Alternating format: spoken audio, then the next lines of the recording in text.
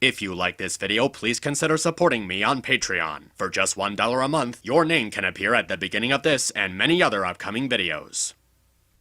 Okay. 3, 2, 1.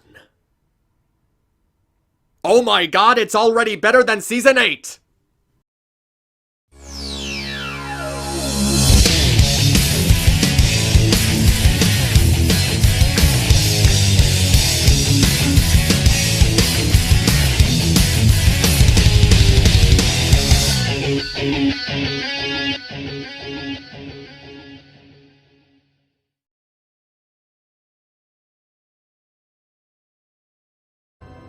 Okay, I know this is just the hyped up brony in me talking, but I'm really just so excited right now. After the inexcusably problematic Season 8, I was being sure to keep my expectations in check for how this season would play out. But as you can see, it seems to have made a really good first impression. The beginning of the end is everything that you could possibly want from a season opener. The pacing is tight, all of the characters are handled properly. It builds anticipation for the rest of the season. The stakes that it raises serves a purpose in the plot. Even the side characters that not a lot of people think about get a chance to shine in this episode, and they all feel useful. But I'm getting ahead of myself, so let's start at the beginning. Twilight and company are summoned to Canterlot, where Celestia and Luna announce their plans to retire and make Twilight the new ruler of Equestria. While she spends her time freaking out about this, the sinister Grogar summons Cozy Glow, Chrysalis, Tyrek, and Sombra to form an alliance against Twilight Sparkle. But Sombra doesn't have any interest in this alliance and sets off on his own to take over the Crystal Empire. Our heroes try to stop him, but the Tree of Harmony is destroyed in the process. Now with no power source to fight him, Sombra begins his final conquest to take over. Will our heroes find a way to stop him? Oh, who am I kidding, they always do.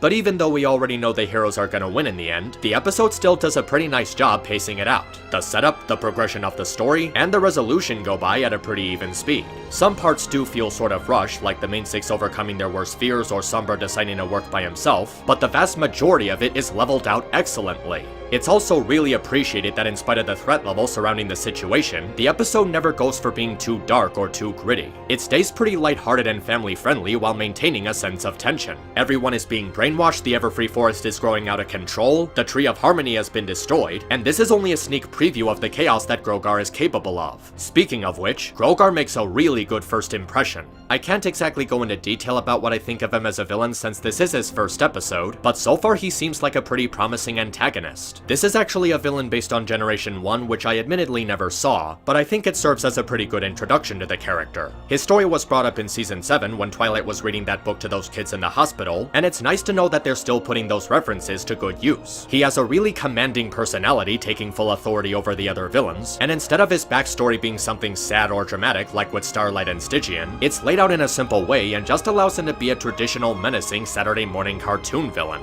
I also really like the way this version of him is designed, where they take his character model and give it some new features while staying loyal to the original appearance. They don't make his eyes all red and dark and give him actual pupils, which is nice since making them all red and dark would have been really overdoing it. He really hides no quarrels in taking anyone's crap, and the way he dismisses Sombra is a golden comedic moment. I also find it pretty funny how he makes a deal to bring Sombra back if he fails, but then just leaves him dead after he fails. Like he saw him as dead weight and just decided to cut his losses. He also makes a really good point by showing the other three villains the problem of going against his alliance, using Sombra's death as a demonstration for why working by themselves wouldn't work. He gives up a potential ally to make his point, but the ally being given up was being a fool, and Grogar just didn't want to take any chances with them. They need to make a compromise and form a plan in order to be a long-term threat, and he points out their weaknesses to further provoke them to siding with him. And so far, I'm actually pretty up for it. Not because the idea sounds cool, but because so far these villains have some really good chemistry. The episode comes up with some pretty fun ways for them to interact with each other, and so far the exchanges fit with their current personalities. Cozy Glow is such an adorable little devil who's actually taking what she sort of learned from the school and applying it to Tyrek and Chrysalis. She's sort of made into a butt monkey amongst these other villains, and it really shows just how out of her element she is. But it never comes across as needlessly cruel. And who knows, she could be faking her timidness and cute behavior as part of a secret plan.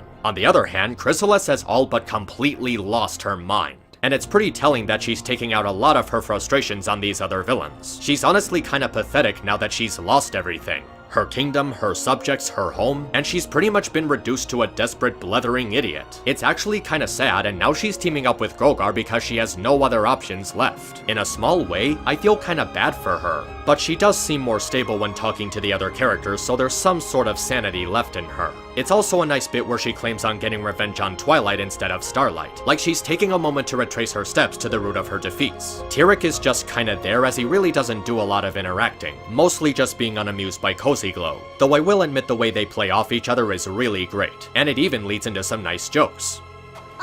T-Rex is really old.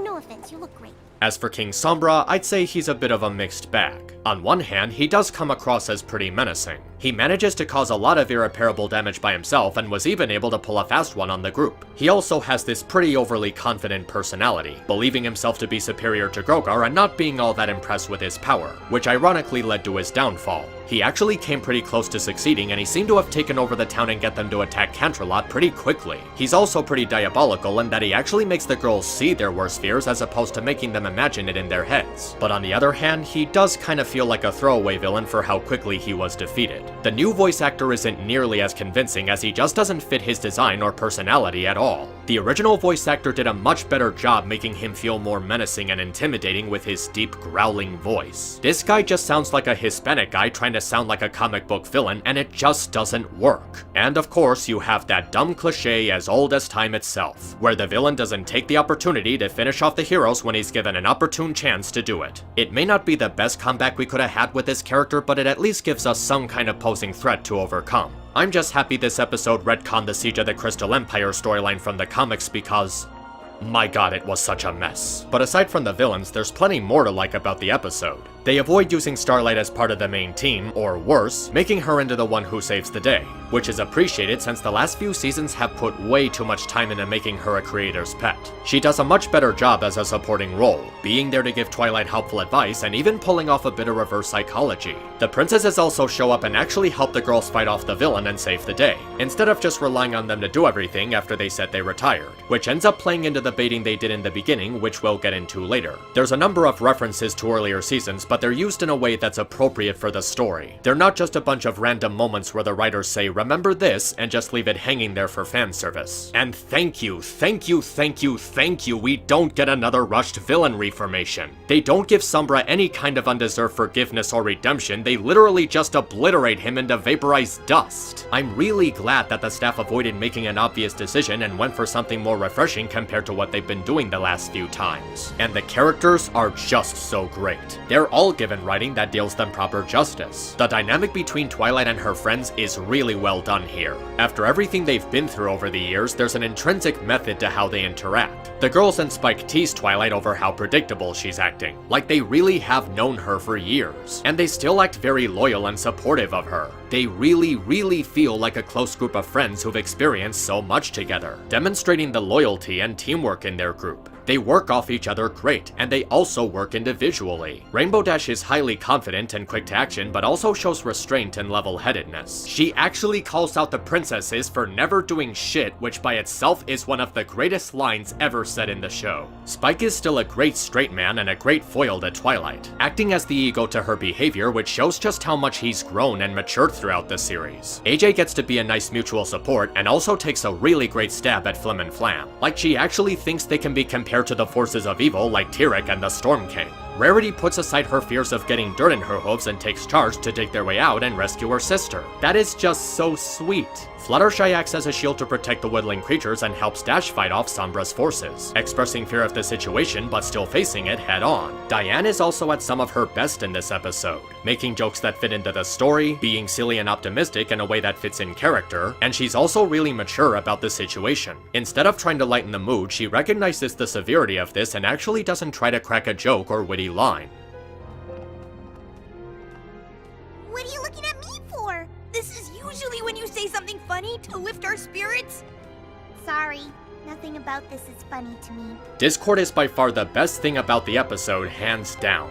John Delancey is really flexing his acting chops in this episode, and the writers pull off so many fun and creative stunts with his chaos powers. He also acts as a great support for Twilight as she panics about her insecurities about being a leader, helping out in a way that really aligns with his personality like he did with Rainbow Dash in The Best Gift Ever. He has Twilight face these obstacles on her own instead of relying on him to do everything, which helps her to develop skills and decisive action. He's not just there to make jokes, he's contributing to the story. He encourages the group with a sense of snarky sarcasm, and he puts forth an effort to help Twilight learn an important lesson. And even if he was obviously acting it out, the fact that he took a bullet for Fluttershy is really admirable. The way she reacts to him getting shot just feels so real. You can really sense the shock and pain in her voice. Of course he was obviously faking it, but there was a purpose behind faking it. And it really worked since it helped Twilight find her confidence a lot more than just directly intervening. It shows how everything he does is done in a way to show that he cares. To see this coming from someone who used to be one of the show's biggest villains just feels wonderful because he developed a relationship with the group that really holds meaning.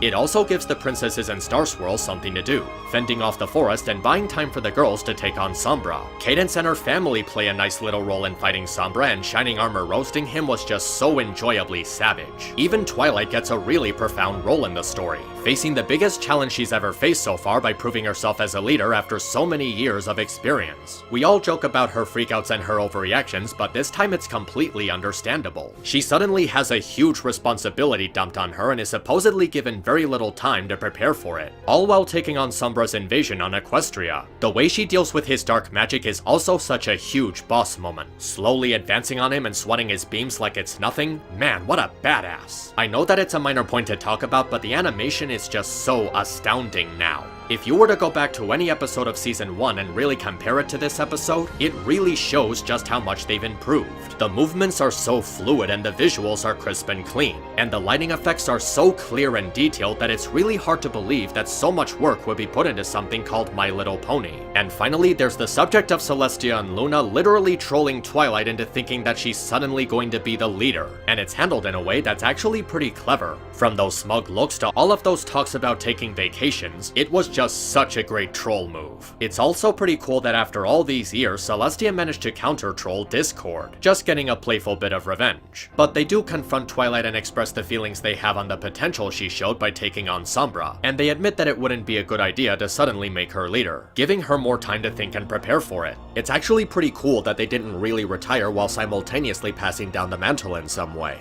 With Twilight becoming Celestia's successor at the end of the series, it makes me so happy that the current writing staff are fulfilling Lauren Faust's last wish for how she envisioned the series would play out. Rainbow Dash became a Wonderbolt, the CMC got their cutie marks, Rarity got her boutique, and now Twilight is going to be Equestria's new leader. After all these years, we're really coming full circle, and it makes me proud of the people behind the show for carrying on what she wanted for this series long after she stopped working on it. It's bittersweet, but bittersweet in the best way possible. The beginning of the end is one of the best, possibly the best season opener in the series because it does everything right as a season opener. It handles the characters properly, it paces out the story evenly, and it builds anticipation for the rest of the season. It's epic in a way that doesn't offset the tone of the rest of the series, and it sets up the risk and stakes for the final season. After all the drama surrounding Season 8, I can safely say that Season 9 makes a great first impression. It puts the series back on track, and I really hope that it stays that way.